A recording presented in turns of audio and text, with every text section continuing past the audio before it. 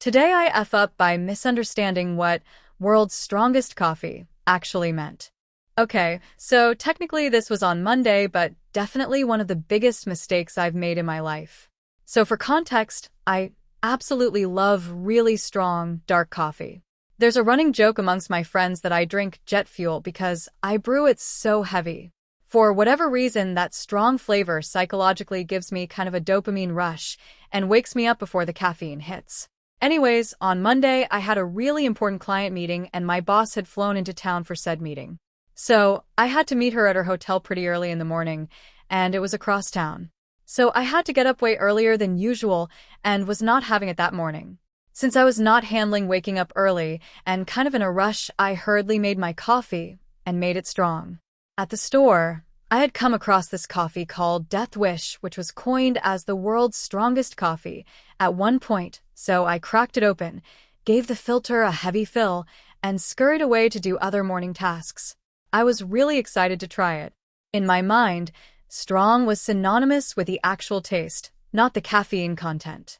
For context, the company doesn't release the actual caffeine content, but tests show a 12-ounce cup ranges from 300 up to 750 milligrams depending on how you brew it. Judging by my not-so-light brewing habits, I'm sure that number was far closer to the 750. As I'm going about my morning, I'm hammering it down pretty quickly. Slightly disappointed. It was strong, but not what I was expecting out of world's strongest, but hey, whatever, it works. After the first few sips, I look at the clock and realize I'm running out of time. So I say, fuck it, and just take my coffee with me to the shower where I can finish it off. A few minutes into my shower while I'm lathering up and jamming out to Cruel Summer by Taylor Swift, as us dudes who are married to Swifties do, I start absolutely buzzing. At first it was just kind of like that little tremble, and I'm just like, huh? And cracked it up to drinking coffee on an empty stomach. Over the next few minutes, that feeling gradually increased, and I had the full-on shakes and felt hot. At this point, I put 2 and 2 together. Strong equals caffeine content. Oopsies. A little concerned, I hop out of the shower, grabbed my phone, and Googled the amount of caffeine, and saw that 750 number, and was like, oh frick. This sent me into a full-on caffeine-induced panic attack. First panic attack of my life. My legs gave out from the shakes, and my heart was pounding while I laid on the fetal position on the ground trying to chill myself out. I thought I was having an actual heart attack. At the time, there was a little bit of irony in my mind that as a guy in my late 20s who powerlifts and works out 5 days a week, my cause of death would be via heart attack caused by being a dumbass and more or less shotgunning 750 milligrams of caffeine. Not the way I thought I'd go, but I accepted my fate in that moment. I called for my wife, who was extremely confused, very concerned, and her being frantic about me being frantic made me feel worse. But when I explained it, she calmed down, realized I probably wasn't dying, and just said, oh yeah, that'll do it. And just laid on the floor, pet me like our dogs, and handed me her water off of the sink counter. Then the farts happened. In my panic attack, I started aggressively farting uncontrollably. Not just regular farts or squeakers, but full-blown ground-shaking-ass rippers every 5 to 10 seconds. Quite impressive, and in rapid succession. My wife started dying laughing and just patted me on the head and started saying shit like, there, that's it, honey. Just fart it out. You'll be fine. So I'm glad she got some enjoyment out of it, because I was not having a great time laying there buck-ass naked and still wet on the bathroom floor in the fetal position, farting uncontrollably and shaking haha. After about 15 minutes, I chilled out a little bit and realized I was okay-ish, and my wife kept an eye on my heart rate and stuff just to make sure I wasn't actually having a heart attack. For the rest of the day, I was wired and definitely a little traumatized, but now I think it's funny. Ended up missing the meeting, and my boss was a little pissed she flew down here. But hey, shit happens. Sometimes we're dumbass and drink way too much caffeine. My question is, who in the actual fuck wants that much caffeine at once? TLDR, I misunderstood world's strongest coffee as pertaining to the actual flavor of the coffee as opposed to having 750 milligrams of caffeine. I shotgunned it down way too quickly and had a full-on caffeine-induced panic attack followed by a fart attack and missed an extremely important meeting as a result. Today I F up by downloading the fantasy football app Sleeper on my phone. For context, For those who don't know, Sleeper is a fantasy football platform. I've run a fantasy football league with my high school and college best friends for 15 plus years, and that's how we all stay connected. My wife is very well aware of this and totally okay with it. This morning, I woke up to my wife angry with me and crying profusely. She's a sweet little fawn and seldom gets upset at anything. So I was extremely confused and alarmed at her behavior and asked what was wrong. She said, "I saw the app and the messages. I know you're cheating on me." I was so confused. She went on this whole tirade about how she's noticed I've been getting lots of notifications on my phone over the past few days in the mornings and thought I was being secretive.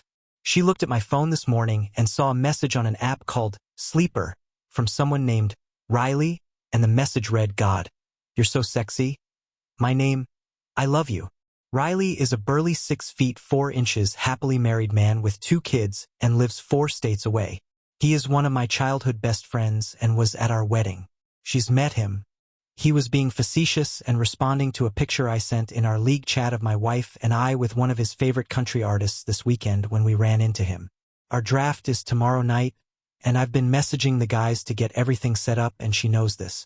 In her defense, Riley goes by a nickname, so she probably didn't realize or remember that was his actual name. Apparently what happened, she saw the Sleeper notification last night, jumped in her little friend group chat, and one of her particular friends is a bit of a shit stirrer, to put it nicely. She messaged back and said, "Oh shit, known hookup app and might be for gay guys. Grindr, not Sleeper. Different app." To be fair, Sleeper does kind of sound like a hookup app, and the logo is just kind of an ambiguous face and not that different from Grindr. But you could have just, looked in the app store to see it's a football app. Or, I don't know. Ask me what it is? My wife realized the mistake, and the poor thing has been embarrassed all morning. I'm not upset with her, and if I was in her position I would have felt the same way, and I forgave her and hope it's a lesson where we can always remember to communicate with each other, as we've always done that so well. But here's where it's gotten dicey as a result this morning. Apparently, a couple of the other girls in the chat were like, "Oh shit, I've seen my husband on there too." So now all of these women are checking their man's phones like a witch hunt and confronting them. It was kind of funny to see them all come back to the group and be like, "Oh, oops," except for one. One girl checked the phone and the app Grindr was, in fact, on her fiancé's phone. He had a Samsung, so he changed the app photo to look like a calculator but not the name of the app. So now, there's drama going on with that, and apparently this girl is coming to stay in our home the rest of this week while he moves out. All because of a silly fantasy football app that my wife thought was a hookup app. TLDR, wife thought I was cheating on her and messaging people through a hookup app called Sleeper, which is a fantasy football app, after being convinced by one of her friends and seeing a funny message from one of my longtime friends who has a gender-neutral name. As a result, one of her friend's fiancés got ousted for being on the app Grindr because all of these girls thought their significant others were cheating on them, and this girl will be living in our guest room the next few days. Today I yef up by accepting some hot peppers from a guy at work. So, actually my group manager had a surplus bounty of habanero peppers, and it's the harvest season. I took a few with the intention of making a batch of hot chili I could freeze for meal prep. It's been hot here in Kentucky the last few days, pushing 100 every day. I decided to dry them in my car, so I could use them later. This morning when I received them, I took them to the car, laid them on a baggie on the dash, and went back to work. So, after 9 hours of baking in the 100-degree heat all day, I opened the door and began to head home. Except I felt like I got pepper sprayed in the eyes as soon as sat down. It never gets better. I roll down the windows and try to drive home, but I'm crying, eyes and mouth watering. I normally like hot stuff, and habanero range peppers aren't too hot for me in small doses. But volatilizing in the hot sun all day did me in. TL/DR baked hot peppers in the car all day and declared chemical warfare on myself. Today I F up for questioning random people in public.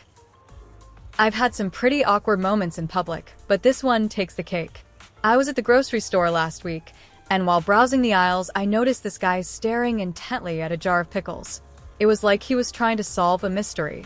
I couldn't resist and asked him if he needed help picking out the perfect pickles. Turns out he was just really into pickles and wasn't lost or confused at all. What made it worse was that he started talking about his pickle obsession, and I realized I had inadvertently started an awkward conversation with a stranger about something I had zero interest in.